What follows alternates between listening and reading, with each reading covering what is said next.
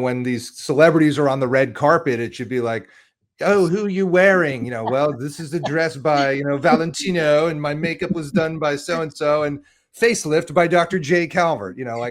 I'm waiting for that day to happen. So for a lot of people, having the hidden secret of beautiful plastic surgery is not the idea at all. It's, I spent $175,000 with J. Calvert and I look different and weird.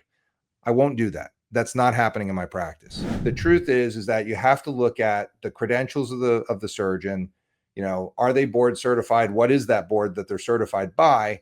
And do they do this operation? Like, do they do a lot of them? How many do you do? How many facelifts, Dr. Calvert, do you do in a year? This guy says he does 175 facelifts. You're telling me you do 75. Who's better for me? Those things are really, really difficult to understand. Welcome, everybody, to the Spake Up podcast. So happy to have you guys here another week. The numbers are growing and growing and growing. It's been so much fun to kind of do this every week, have these great talks.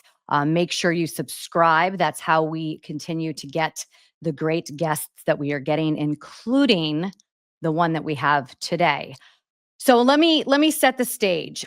Today's podcast topic and podcast is really going to be the most real and vulnerable podcast that I personally have done so far, because I'm going to open up about something that I've never talked about publicly. I've been happy to have conversations about this topic with my friends and my colleagues, but I've never spoken about it in a public forum.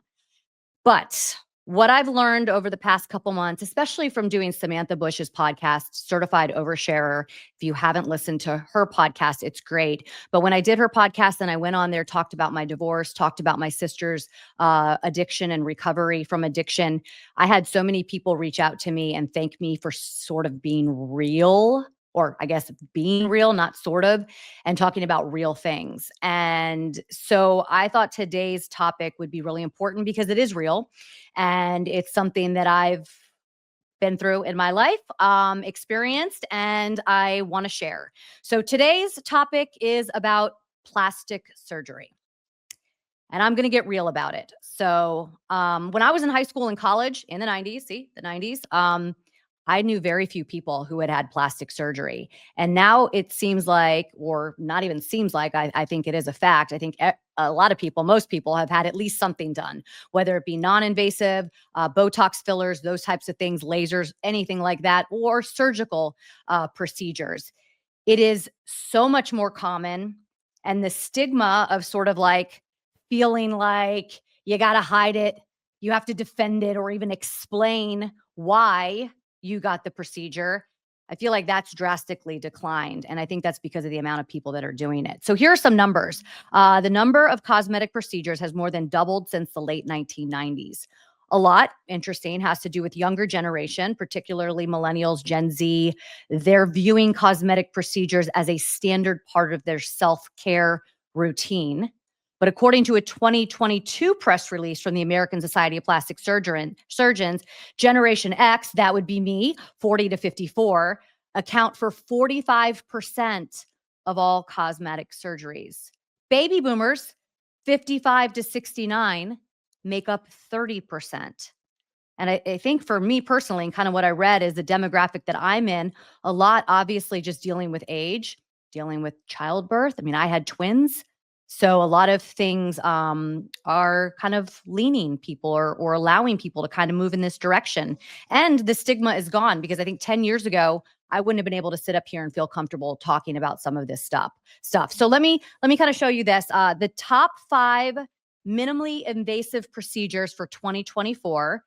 Number 1, injections such as Botox, fillers, skin resurfacing, which is chemical peels and those types of things, skin treatments, lasers, and lip augmentation.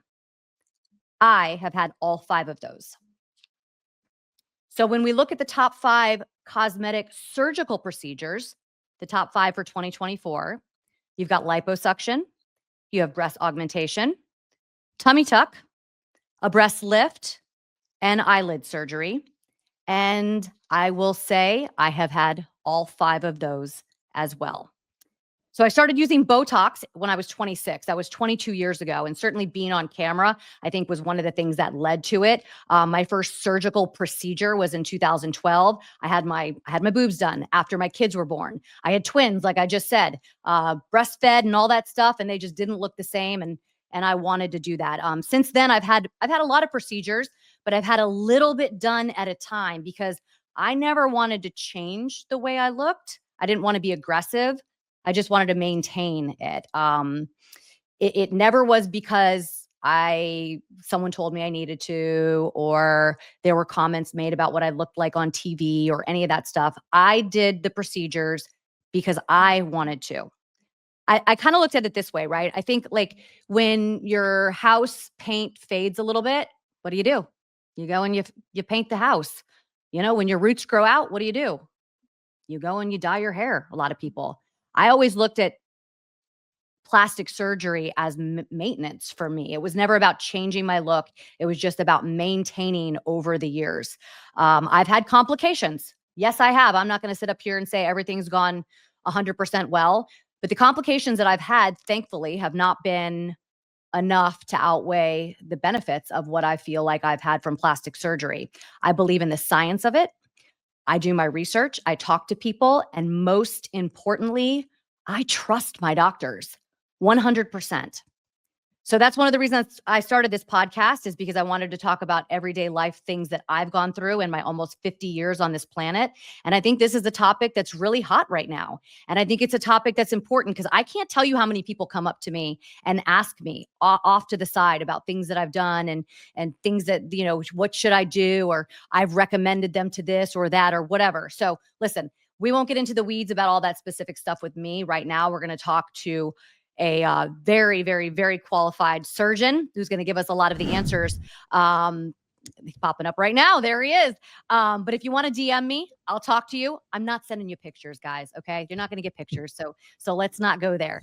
This is Dr. J. Calvert, everybody. He's a board certified plastic, cosmetic and reconstructive surgeon with practices in Beverly Hills and Newport Beach, president of the Rhinoplasty Society. He's been featured on national television shows, co-host of Beverly Hills Plastic Surgery with Dr. Millicent Ravello, right? I got that right? You got it. Love Nailed her, it. by the way. Love the podcast. It's great. Love it. I think you guys have been doing it since 2019. Am I right around Correct. that number? There you go. See, I do. See, I'm a television person. I do my research. Active member of the Concern Foundation, a nonprofit that raises money for cancer. His son Ace is a leukemia survivor.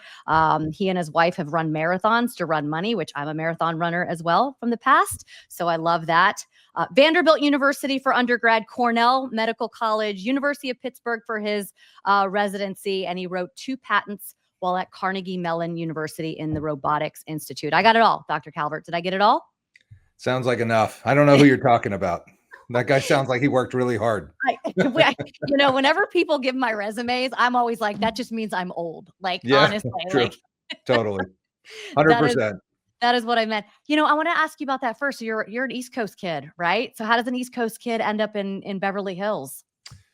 Well, I married a very, very amazing woman from Arizona, and she said, "I came to Pittsburgh for you. Now I get to choose." And we're going west. So we went where she went to, and I happened to get a job at UC Irvine. It was University of California, Irvine, and I was a tenure track professor there, actually, right out of my residency. And then I just didn't really like working for the state. So I went into private practice in 2005, and that's where I've been since. I love, why plastic surgery? I'm always fascinated, right? Because I feel like, is this something you wanted to do when you were a young kid, or you get into medical school, and just decide this is the direction you want to go? Well, it's an interesting question. I liked plastic surgery so much because you operated as I watched all the different specialties, but I liked that you did everything from reconstruct an abdominal wall to, cover up exposed hardware in the neck, to cleft lip surgery on children, to facelifts, to rhinoplasty and hand surgery. It's just such a diverse field that when I was at Cornell, I kind of, I expected I would like it, but I really thought I was going to be an orthopedic surgeon because I was an athlete. And, athletes tend to gravitate towards ortho, and I really loved it. But then I got to plastics, and we did a case where we were reconstructing this abdominal wall when I was a fourth year medical student. And it was just the most incredible case and just a tour de force of surgical techniques. I said, I got to find out more. And I started doing rotations away, and that was it. I was hooked, and I matched into the University of Pittsburgh. And since then, I've just been working really hard at it. I love what I do. Tell me about some of we are going to get into all the Beverly Hills and all the plastic surgery and stuff, but I do know that you travel overseas. I have listened to your podcast. I really enjoy it. I think the two of you playing off each other, male, female, kind of covers both bases when you're dealing with patients. And I love the very straightforward approach that you guys take. I got a lot from the episodes that I listened to. And of course, you can find that anywhere, YouTube, all that stuff. Dr. Calvert, jcalvert.com is his website. Also has links before and after, all of that stuff. But do you still do some of the reconstructive stuff that's outside of just elective plastic surgery? Constantly. It's funny because I'm the director of our aesthetic fellowship, which is the Aesthetic Surgery Fellowship of Los Angeles. 6 of us, or 6 to 8 of us, depending on how you count everybody in, but there's a bunch of of these Beverly Hills plastic surgeons that we train, plastic surgeons who finished their residency and want to learn how to run a practice, how to get better at the techniques, really learn how to do things at the level that we practice at. So they spend a year after their residency with us. And in that fellowship, it's the Aesthetic Surgery Fellowship, but I had the first guy that we had came from UCSF, and he said to me after 2 weeks with me, I said, what do you think? We did 10 rib grafts to reconstruct 10 noses in the last 2 weeks. What do you think about this? And he said, I want to know when my aesthetic surgery fellowship's starting. This isn't what I had in mind. And I do tons of it. I make noses for people that don't have a nose. I fixed a face fracture on somebody who just didn't trust it getting done at a university. And they said, I need somebody who's a real expert. And I just love all of plastic surgery. I mean, yes, I'm known for facelifts, reconstructive rhinoplasty, but I do primary rhinoplasty. I have this practice of really bad breast implants in fitness models, which happens very frequently because they're so thin. And so I have this very niche specialty where people come to me and they're like, I thought you were the breast guy, but you do noses and you do everything. And I was like, well, I do about 3 things really, really well, but I do all of plastic surgery because I just love it. Is that a misconception? Because, the doctor who did my implants, I went back to him for my, the second time when I had to kind of go through some other things that I've gone through. And he is really well known for that here in the Charlotte area. But I always felt like when I was like researching for doctors, if I was going to maybe get this done or get this done, that you're kind of looking for someone that's maybe better with the nose or maybe better with the face or the neck. But is that a misconception, do you think? It's not. You want to find somebody that's really expert at what you're trying to do. I just happened to focus on the face because I was sort of a face traumatologist in my residency. I would take, if anybody got a face fracture and they didn't want to fix it, I said, just call me, I'll do it. Because I loved it. And so I got really good at fixing faces. And so I love rhinoplasty and I love facelifts. And I do probably equal amounts of them at this point. I used to do about 300 noses a year and that was it, and some breasts and that. Now I do probably about 125 noses, probably about 75 faces, probably about 50, 60 other, and that's about it. Most plastic surgeons only do about 150 to 200 operations a year. They'll tell you they do, 500 or whatever, but that's just not true. I'm all about sort of like, this is actually what happens in plastic surgery, as you heard on our podcast. Yeah. And I find that to be very helpful for people when they make decisions about what they're doing with me. So I try to provide lots of information, be very clear. The expert question, though, is, you hear people say, oh, I want to go to him for my nose and him for my face. And back in the day when I was kind of learning about plastic surgery, it was probably 1991 or 2, Sophia Loren was asked, how do you look so beautiful? Like, what have you done at your age to look like this? And she said, oh, it's so simple, honey. Find a good plastic surgeon and grow old with him. That's the way to do it. You just need to find the guy that understands you and your beauty and can do everything on the way. And that's sort of the attitude in our practice and how people come into me for the nose because they understand I can fix their nose. But then I wind up doing their face, or if they come in with the daughter for the primary rhinoplasty, then the mom gets a facelift. And my practice has been mostly word of mouth. I really, the biggest marketing thing I've ever done is this podcast.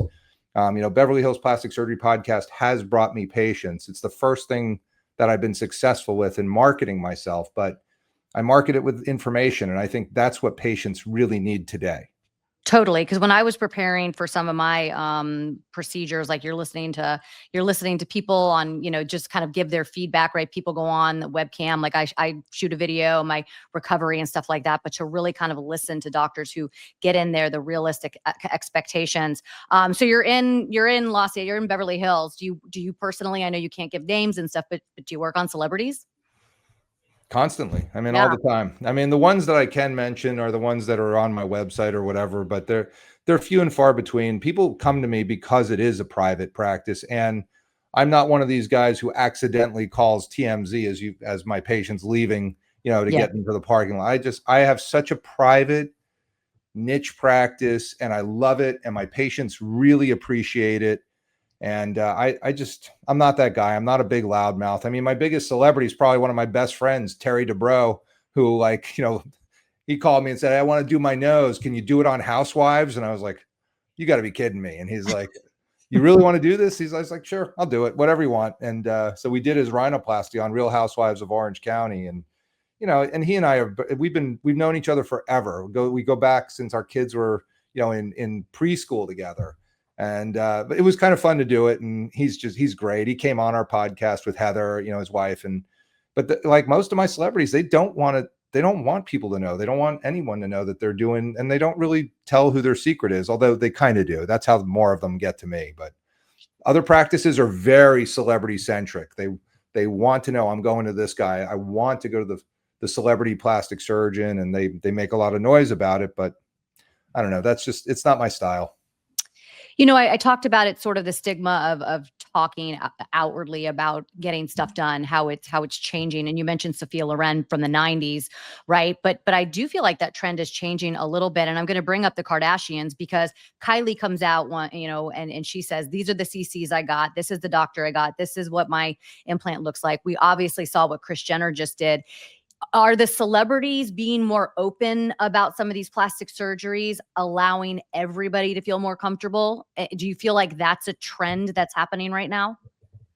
I mean, it definitely is. And I'll tell you, like, one of my patients did sort of the same thing where she, after she saw that, she was like, people need to know about my doctor. And so she went and did a whole thing, which is on my Instagram. But yeah, I mean, I think it's great. I used to make jokes. Like, I think, when these celebrities are on the red carpet, it should be like, oh, who are you wearing? Well, this is a dress by, Valentino, and my makeup was done by so-and-so, and facelift by Dr. J. Calvert.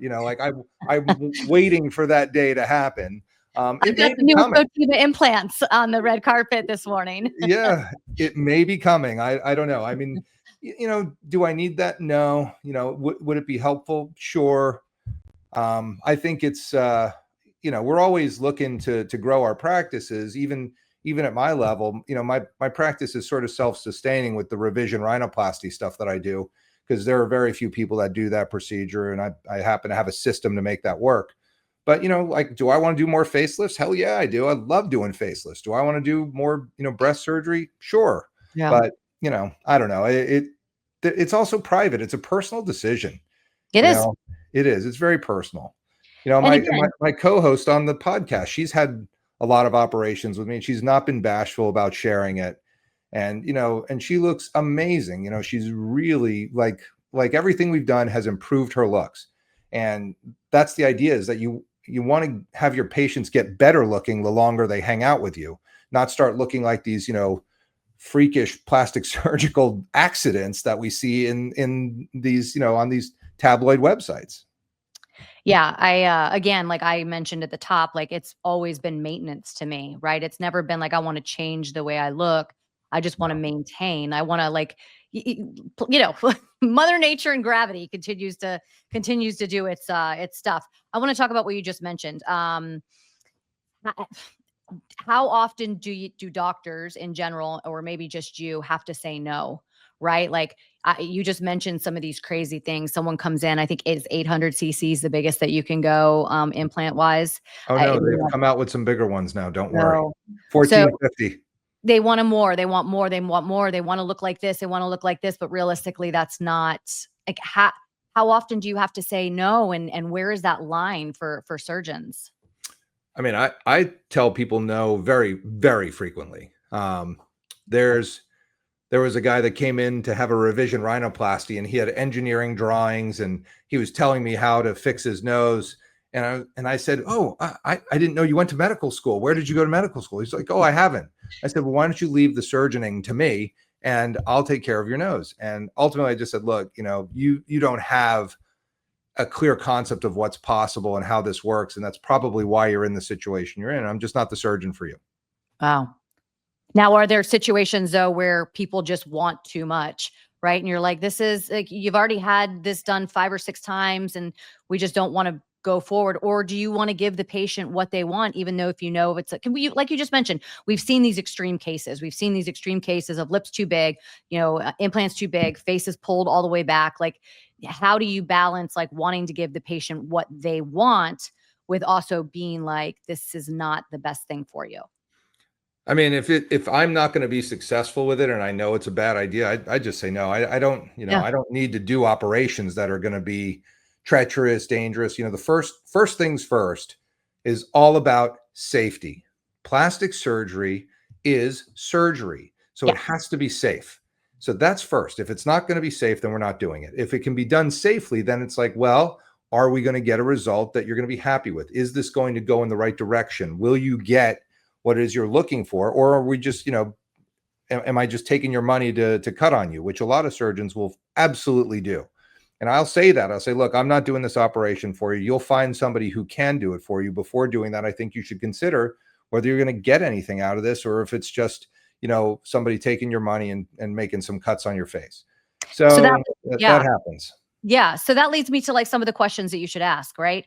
I mean, I recently went and got two consultations, right? And some of the things I was not aware of that maybe you can clear up. First is board certified versus non-board certified. I didn't realize that there could be people that can operate on you that are not board certified. Oh yeah, How absolutely. how is that possible?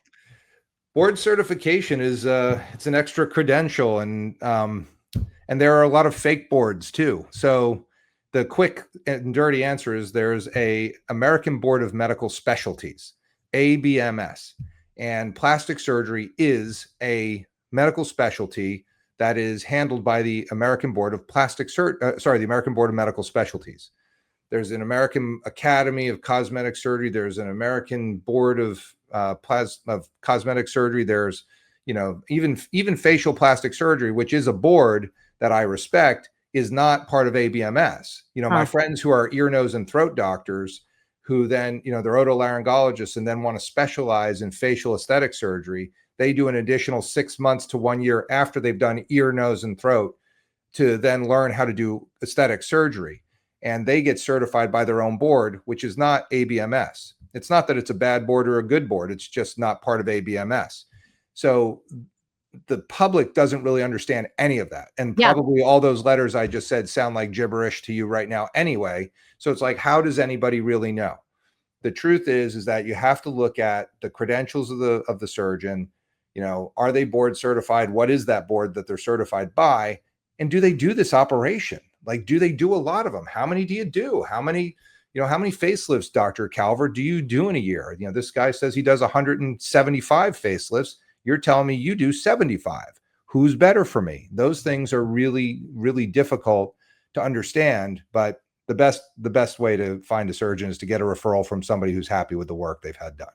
But the board certified thing is something that is a check in the pro. You're doing pro cons. 100%. I mean, Yeah. our board is very different. Like the Board of Plastic Surgery is super strict. Like there are things that other specialty boards will let you do with your before and afters, for instance. They'll let you advertise certain ways.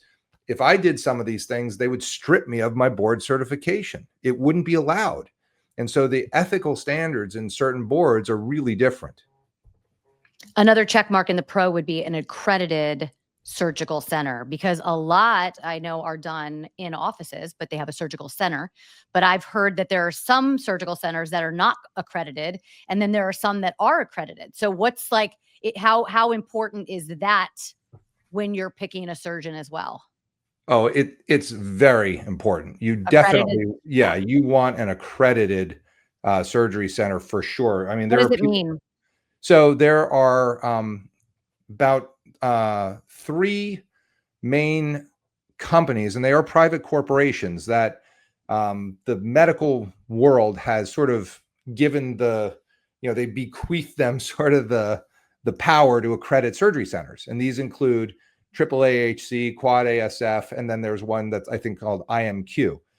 And there are different levels of accreditation that say, yes, this place has emergency backup power. They have medications if you should start to have a cardiac arrest, they can take care of you. They have certain things to make sure that it's even safer than you ever thought it could be, as opposed to having it done in a hospital. Now there are some people that'll do surgery in an exam room, which is obviously not accredited, and you're allowed to do that. But like our surgery center is accredited by Quad ASF, the American Association or whatever of Academy of Ambulatory Surgical Specialties. Anyway, it's a big acronym, but it's also accredited federally by Medicare. So we could actually do federal patients in our, Medicare insured patients in our center, and that's an extra level of accreditation. People will do liposuction in an exam room that has absolutely no accreditation. And I've seen that, and I've seen problems with that. I reviewed a case that the attorney said, "Hey, will you review this case? I'm trying to defend this guy." And he had done like 12-hour operations in an exam room and had bad outcomes. And he said, "What do you think?" I go, "I think you should throw your client on the mercy of the court and hope that they don't, put him in jail for the rest of his life." I mean, it's people can do whatever they want. And how you manage that is, you have to decide as a surgeon, how is it going to be in your place? And I just decided early on I was going to do gold standard the whole way. And other people, like the people in Beverly Hills, like my buddies all in Beverly Hills are in incredible facilities and they do incredible work. And, it's going to be hard to get a bad nose job in Beverly Hills, but you're really looking for people that have the attention to detail and have checked all those boxes. Because when you get out, not everybody flies to Beverly Hills for surgery. They get it done locally. And that's the point on our podcast. We say that all the time. You can get great surgery anywhere in this country. And you just have to find the right people who can do it. Yeah. That is a crazy one, the whole board certified and accredited, because that was not something in my most recent sort of research. And I got a couple of opinions. And I have a friend that's a doctor. He's the one that brought that to my attention. And he was like, he's like, if this was my wife, this is what I would tell you to do. And I was like, what? And I've told you, like, I've had procedures done before, and it was one of those things that I just hadn't really thought of. I'm talking to Dr. Jay Calvert. He's the co-host of Beverly Hills Plastic Surgery. And that podcast you can find pretty much anywhere you get your podcast. It's really, really great. The conversations are great, and they're really the amount of time that you guys spend on each of the ones that you kind of get straight to the point, which is great. You mentioned traveling for surgeries, which I stayed here in Charlotte. I've done most of my stuff here, haven't traveled, but people do also travel internationally for surgeries. For sure. What are the issues, I guess, and what are the issues also when you travel to a different state and then you go home and if you do have kind of setbacks, because those are part of, it's a surgery. Even when I've gotten Botox before, doctor, like I'm not going to yell at you if I bruise. Like, you're putting a needle in my forehead. Like, there's a chance I could bruise, right? Like, I can't get 100%. Mad that it's going to happen. But what if, like, you travel to another city? Like, let's start with that. If you travel to another state to get your surgery and then you go home and you have complications, like what's the protocol, or even follow-up appointments? Well, interestingly that you said that, I had a patient from Charlotte who came to me for a rhinoplasty, and she needed some sutures out. So, I tapped one of my good buddies who's in Charlotte, and I said, "Hey, could you do this for me and take these stitches out for me?" She's a great gal, and she lives there, so she's going to do her other stuff in town, and she'll need to stay with, find somebody good. So, I called Dr. Klebon and told her to, take out some sutures for me if she could, and she did. And I sent her a nice little charcuterie board for doing me a favor, and she was all happy about it. So, Charlotte is, I have friends all over the country. For me, it's very simple. If I have a problem with somebody in Boston, I got somebody I can call, somebody in Miami. Right. And so I kind of make that a point too, when they say where they're coming from, because from my standpoint, if you're traveling for plastic surgery, I need backup if you have a problem in another city. I mean, go to the emergency room is one thing, but then I also tell them, and you have to have the flexibility to get on a plane and come out here if there's a problem. If you can't do that financially, time-wise, follow-up wise, do not have surgery out of state. You have to realize your doctor's your doctor. Nobody wants to take care of your complications. Nobody wants to take care of your patients. They paid you to do that. So like, if I'm getting paid, like a big deal, taking out some stitches for me, like it's enough that I made a phone call. I said, I really appreciate it. That's a lot of work to just get the stitches taken out somewhere else because they need to stay in a little longer. Well, think that through to the next level. What if you're sitting at home and you have you get a hematoma in your breast pocket? Like that can't be taken care of after a 6-hour plane flight from New York to LA. That's got to be taken care of right away. So you need a surgeon that's going to be able to step in, make that happen, get it taken care of, and have that network. Otherwise, you're going to wind up in trouble, especially when these people go to Mexico or to Colombia, and they come back and they want to see me for their complication that I don't know what operation they did. I don't know what they put in there. I don't want the liability. So I tell them, you need to go to the emergency room and find somebody to take care of you. I do not want to see that. The right thing to do is call the doctor that did the operation and start your way back there so that they can take care of it. And oftentimes they're like, they don't want to see me. They told me to go to the emergency room. I said, well, then you're stuck between a rock and a hard place, aren't you? So that makes it really tough because most of us don't want that liability. Yeah. We don't know what implants were put in. We don't know what anesthesia technique. We don't know any of that because it was done in some country where the standards are completely different. Yeah. And that question, the overseas question I kind of got when I listened to your podcast on the Motiva implants, where they were just recently, I think within the last year or so, FDA approved over here in the United States, long time overseas, but you couldn't get them overseas because they weren't FDA approved here. So if you got them there, they wouldn't be covered here, something like that. Like, are there other procedures that people do obviously just simply having issues, but you want to make sure that what you're getting over there translates over here in terms of FDA approval and those types of things? Yeah, I mean, there's a lot of injectables that aren't approved here. There's a ton of stuff that is not approved here. And they're like the number of different breast implant device companies that are out there. Like the US, we're talking about 3 or 4, companies at the most. And then when you go overseas, there's 20, 30 of them because they don't have the same hurdles to jump with the FDA that we do here. So if you get those breast implants done there and then you move here, well, there's no backup. You're paying again. And that I think Dr. Ravello made the point, because we were going to put Motivas in her when I was spending time in Dubai, which I'm trying to get back there actually, because I miss it. She was like, yeah, but then if I have a problem, I don't have any device backup. And, so she just said, like, let's just stick with what we got here. Now the Motivas are available. Maybe for her next round, she'll swap them out for the Motivas. They really are great implants. So people are really loving it. Yeah, I have them, so that's what I got most. So that's why I listened to that. And Motiva is let's clear it up, and I might get it wrong. It's the brand, right? It's a new brand that's kind of come out. There are different types of implants that have been around for a long time, but it's the newest and the greatest. And so you can let her know I listened to that one specifically for that, because I did have a lot of questions. When something's newer, and that was something I wanted to talk to you about, like, when you are trying new things, like new procedures kind of come in, new, whether it be new injectables, new implants, new things that you're putting into people's bodies, are there new ways of doing things? Are there, like, how do you approach that? How do you prepare for that? Well, that's a great question, because it happens every 2 to 3 to 4 months. Plastic surgery is shifting and there are new things constantly. And so my job is to evaluate their safety first, efficacy, and does this solve a problem that I have with something else? And so if I don't have a problem with it, then why am I gonna go seek out something new if I'm already being successful with what it is? Like, one of the things that came up for me, very in a very big way, was preservation rhinoplasty.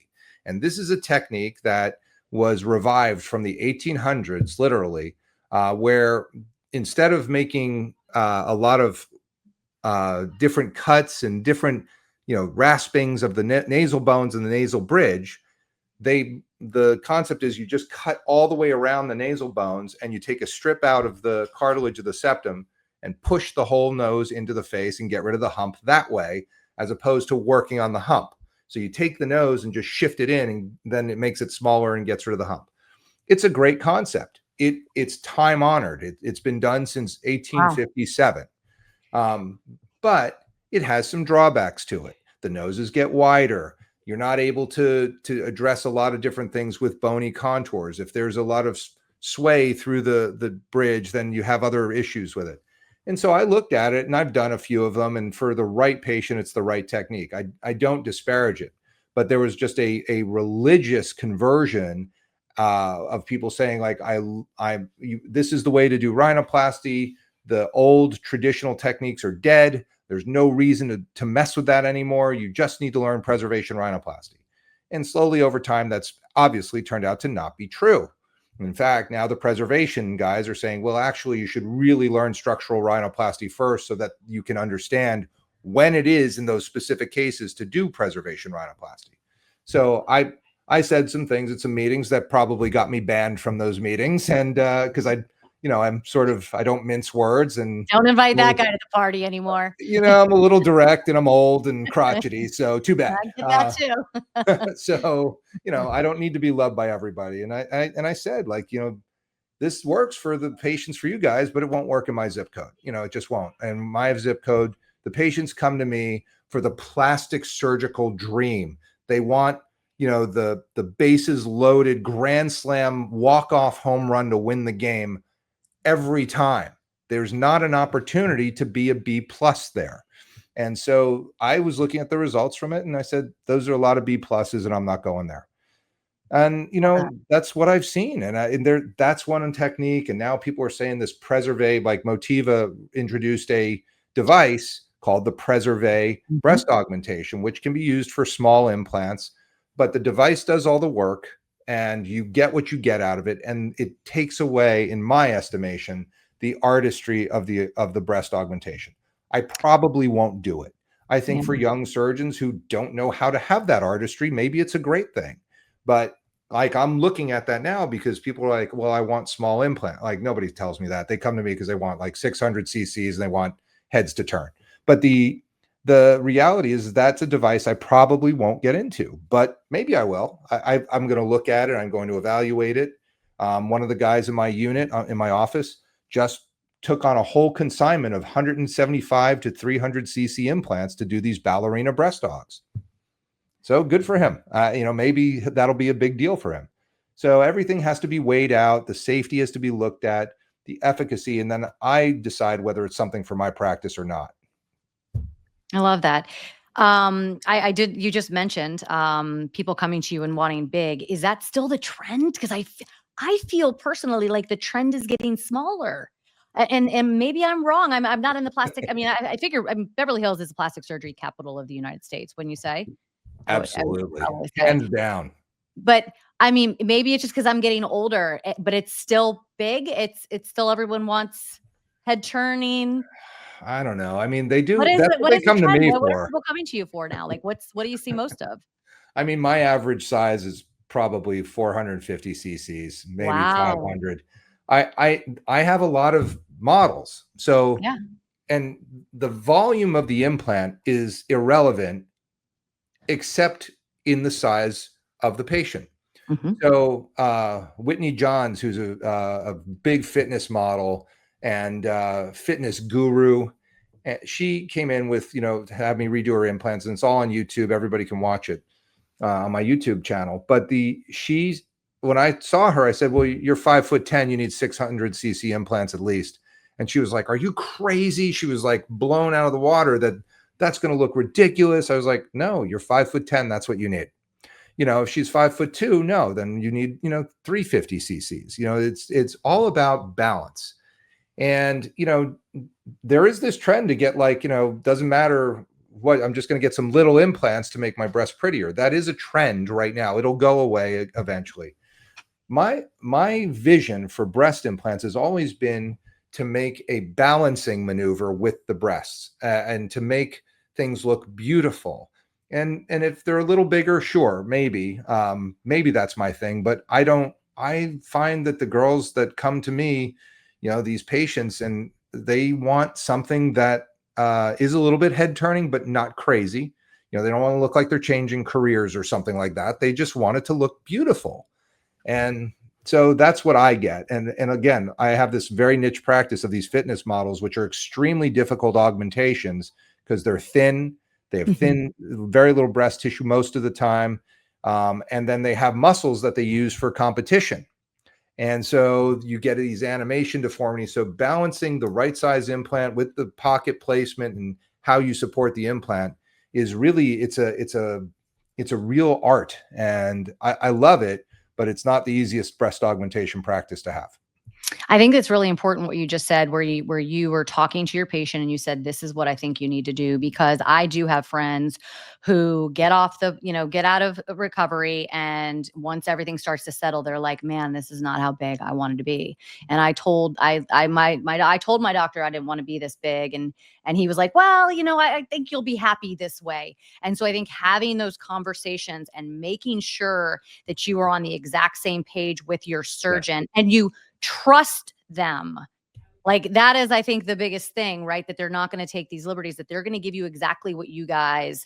But then again, there is that artistry that comes in when you do get into the operating room and start to, put these implants in that you see that maybe you didn't, maybe, I don't know, like where you got to be honest. You got to have these conversations ahead of time.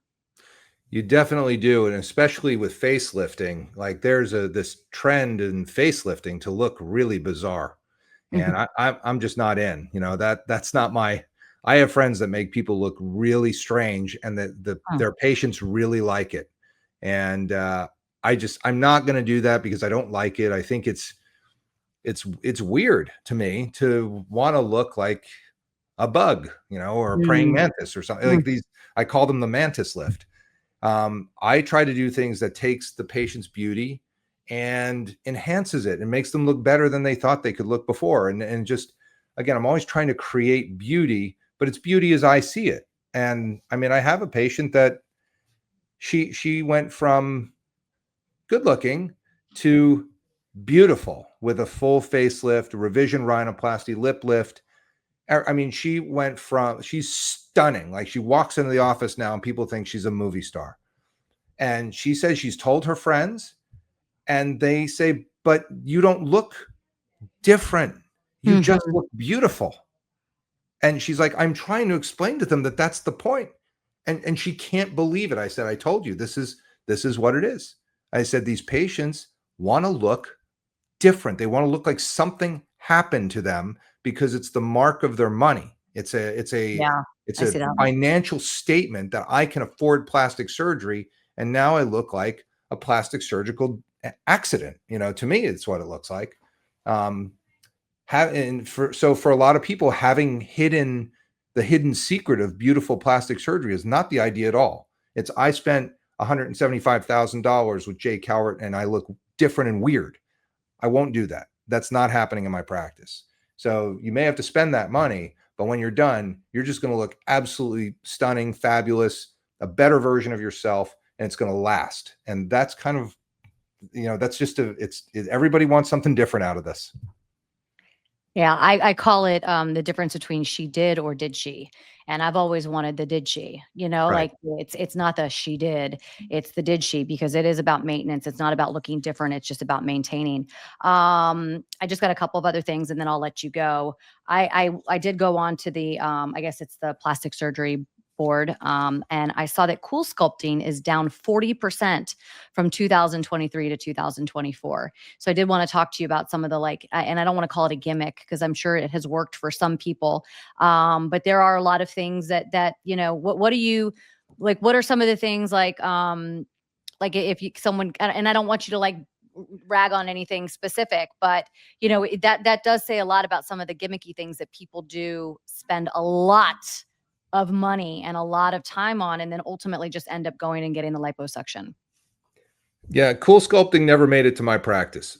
It seemed like you were working for the shareholders of the company, Yeah. and I didn't really like the results. It for isolated areas, I think people had some success with it, but I saw a lot of disasters. I personally treated 3 or 4 patients that had, the fat hypertrophy after they did the cool sculpting. The fat grew, and that Wow. was worse. So, I just never made it. It was one of those things I went, it's not for me. I don't have enough volume to make this work. There's a bunch of devices that come in that are really expensive. And I go, it's just not for my practice. I don't have the volume of people. It doesn't work that well. I can't see charging that much for it. No, I'm not doing it. And then I get other things where I'm like, oh, I want that. Let's get that in. I just brought into my practice a company called Acorn, which they make you your own exosomes. So they take your hair and they culture the cells and they give you back your secretome, and then you microneedle and put it on your face. And when I saw that, I go, that's what I want. Yep. I don't want to put turtle exosomes on my face. I don't want plant exosomes on my face. I don't know what that's doing. I don't think it's doing much of anything. I'm not sold on it. However, creating my own exosomes, I said, done. And, in fact, for full disclosure, I may make an investment in that company because I think it's so powerful. And I think they're going in the right direction, and the science is there, and I have not made that investment. So just for purposes of clarity, I'm just speaking as a user of the services. But to me, it seems like that's something I want my patients to have because it makes sense. It's the scientific, explanation behind it. I've met the inventor. I feel really good about that. So that's going to get on the radar screen in my office, and I'll blast it out in the next few weeks once I have it all set up. And I hope my patients enjoy it. I hope it does have the promise of really good anti-aging for your skin and creating more collagen for your deep dermis. And I think it's going to be a winner. Well, I'll make an appointment because when I come out there with the NBA, I'll come out and make an appointment because I am a big fan of exosomes, and I may have gotten the turtle ones, right? But I've done it in my scalp for PRP. Following COVID, I lost a lot of my hair. I used to have extensions and it got really thin. So I was doing PRP injections in my scalp a lot for a while, very frequently, to try to keep up with that. I've also done the exosomes on my face. I try to do a pretty deep profractional laser combined with a couple of other lasers once a year. To try to keep up with, and the difference is drastic. You know what? I do have Dr. J.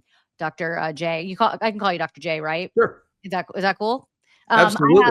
I have a a timeline I wanted to kind of show you. So baby me, like 2005. And then I think it was like 2012, 2016. And again, this one is just from last year. So you can kind of see, again, it's little things. I've done a lot, but I've done a little. That's right. For But sure. you can kind of see, you lose stuff in your cheeks, or my eyelids, where you're getting hangy while you're trying to wear bronzy color, eyeshadow, and that's not going to work. Your neck, that's the next thing for me. Your neck and your hands, obviously being a woman. So I get, the Botox in the neck, then the platysma bands and all that stuff. And just to kind of keep up. Yeah. I mean, this is sort of, where you are in life is, and if you do these things with the right people at the right times, with the right level of aggressiveness and not overdo it, you can stay looking like you look very natural now, and you'll continue to look like the best version of yourself. And are there things you can do at this point, based on your age? Of course, doing a lower face and neck lift, an endoscope upper face, fat grafting, all that stuff will, kind of stop the clock, if not turn it back 10 years. And then you'll never look like you're 65 years old when you're 65. You'll never age into that. It doesn't happen after a deep plane face or a smash facelift. And that's where, people are really kind of jumping on it. And, I've done facelifts on, people in their early 40s. I did one on a gal that was actually 38 I thought probably just put too much filler and stretched out her skin, and she needed it. And so these things are all about choosing the right operation with the right techniques for the right patient, and then executing in a way that they don't look odd.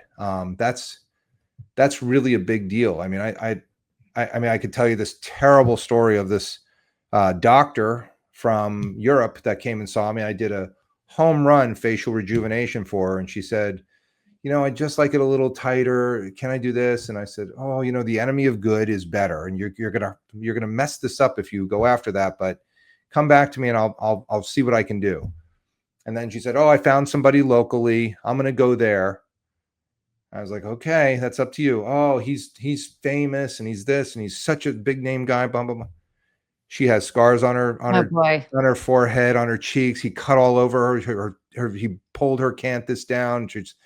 It wrecked the work that she had with me, Jeez. demolished it. And I was just like, you looked great. Like, you looked beautiful. Like, what? A little tighter? You didn't get a little tighter. You got an undoing. He redid all my facelift scars that were fine.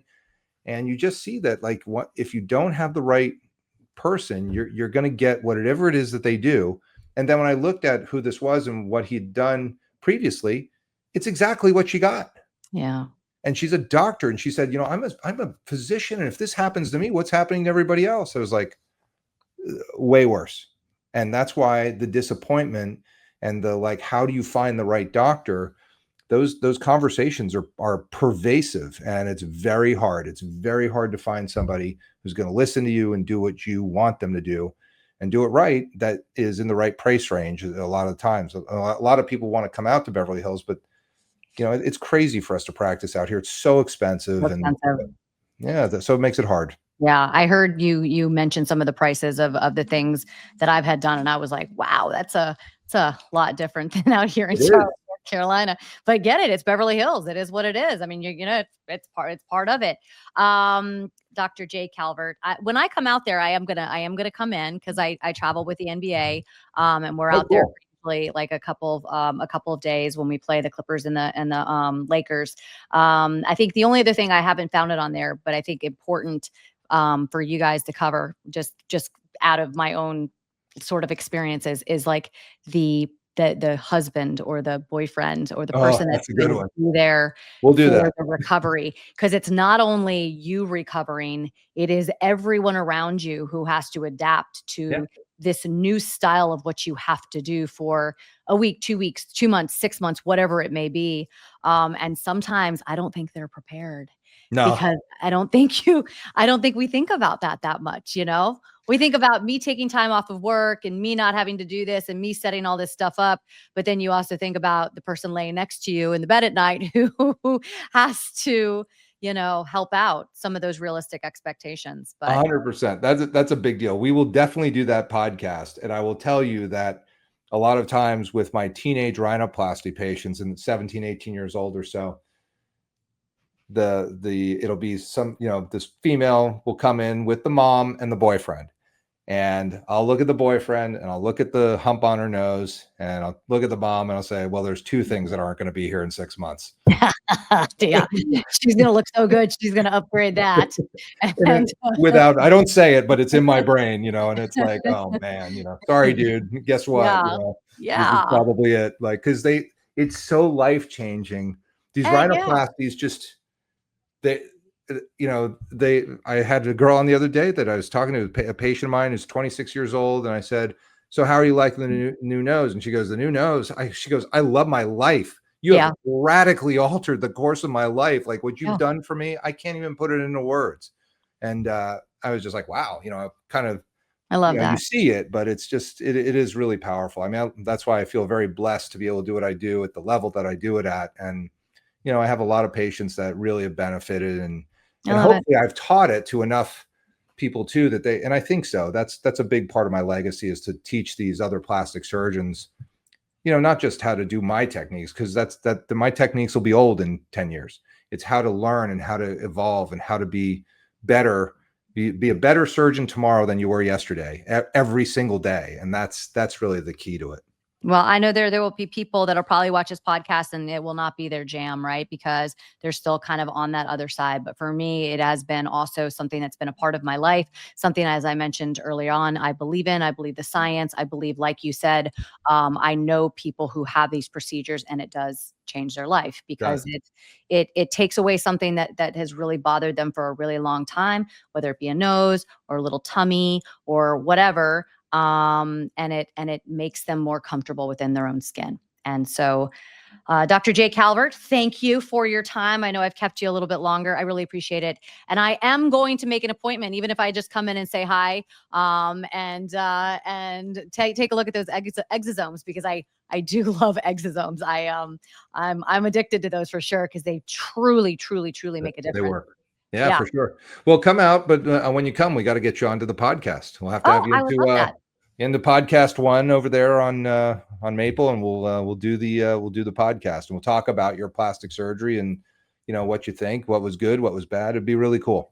Yeah, I'd love that. And I'd love to meet Dr. Ravello too, because I think she's pretty badass just listening to her kind of talk and the things that she's done. So the credentials for both of you guys are extreme. I love the podcast. I'm so glad that my world got opened up to kind of talking to you, and hopefully this educated a lot of people out there about things that maybe they don't have conversations with every day at the dinner table about. So thank you for your time. When's the last time you ran a marathon? I ran a half marathon about 2 years ago, and I thought my next move was to go directly to the hospital. I think my marathon days are over. I Yeah. ran about 7 or 8 of them, and Oh, that's cool. I mean, I'm very old, like a raisin at this point. So I'm just, I think for me, if I can get through a 5K, that might be the next one. I did 4 marathons, 7 half Ironmans. I Oh, was pretty oh big my into God. it. Yeah. And I tore my hamstring in 2021 and just really haven't gotten the bug again. I've No, done New York twice, and I would love to me do New too. York. I turn 50 next year, so I would love to maybe do that. But again, what do they say? We used to go to bed feeling like shit, wake up feeling good. Now we go to bed feeling good, wake up feeling like shit. Like, So because true. everything just hurts. Like, you just like, it's just not the same. Maybe It's the like not. walk a mile, run a mile. I'll be that person, right? Yeah, I mean, you have to stay in shape. I am going to tell you Yep, that the I one do. thing that I do is when I walk into the gym, the first thing I do is I stretch and I lay down and I do 200 sit-ups because I'm not giving my back up to surgery. And that has made a massive difference for me. Yeah. I really have taken care of my back. And anybody who's in any kind of physical sport like surgery, you got to stay in shape. You got to stay Yeah. strong. And I'm 57 years old now, and it's like, I'm probably going to do this for, 7, 8 more years at the most, maybe, 5 or 6 at this level. But, at a certain point, like I love hockey. I don't know if I also have a hockey podcast, which got me into podcasting, the Dr. Hockey podcast, I which, think we saw that. Yeah. yeah, I mean, I love it. And I was like, maybe somebody get me a job as a scout when I'm like 65 years old and, go work with the NHL. But I love professional sports. And Awesome. yeah, my daughters are massive hockey fans, and so are my sons. But my daughters like love it. I think probably because the guys are good looking, and they're always like, "Oh, we got to go see Buffalo." Yeah. Tage Thompson's going to be here. They're They're just badasses too, man. They're not afraid to throw down, It's no, they're like, amazing, yeah. amazing. Well, I covered NFL for 8 years, NASCAR for 20, college sports for about 8. So I'm also in NBA for the last 2. So I'm also a Cool. big sports buff. I've been in that world for a really long time, and I do enjoy it. I've never covered hockey, but and I grew up in Fort Lauderdale. We had the Panthers, but not until much later. And then we don't have a team here in Charlotte. We have the Checkers, but we don't have, like, our team is in Raleigh. It's closest. So yeah, A good yeah. team. Yeah, they are. They are. Yeah. Yeah. But Well, you're cool. a joy. Thank you once again, Dr. J. Calvert, and I'm gonna find out where it is. His podcast. You could take a look. It's Beverly Hills Plastic Surgery Podcast. It's been going on since about 2019. So make sure that they have great episodes. Pretty much cover everything.